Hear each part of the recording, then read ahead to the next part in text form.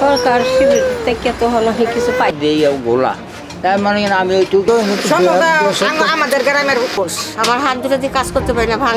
তারপরে ভিতরে আরেকটা জানি কি স্কুলে ছিল যে আমার ছোট মেয়ে জানে।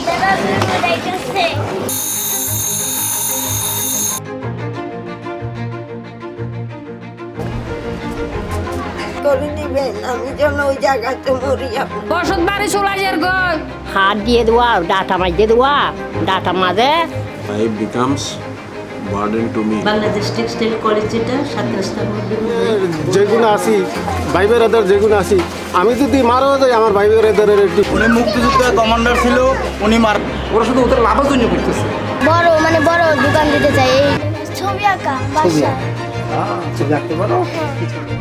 কোথায় ব্যস্ত সেটাও তো আমি জানি না, কিন্তু আপনি ঠিকই জানতেছেন। বেশ করেছি মাদ্রাসাটা। আলহামদুলিল্লাহ আমাদের মাদ্রাসায় বর্তমানে 40 জন ছাত্র আছে।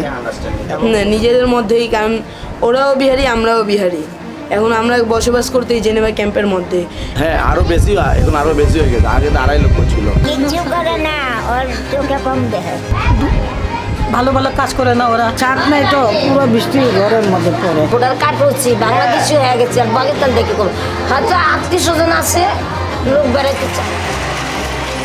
যে মানবিক সংস্থাগুলো যেগুলো কাজ করে যেটা আমরা সরাসরি পাইনতে কি আইবা ফ্র্যাকচার আরা হরে দেই খুঁজ যায় না আসলে দিন তার তো লাগে ওষুধের দরকার।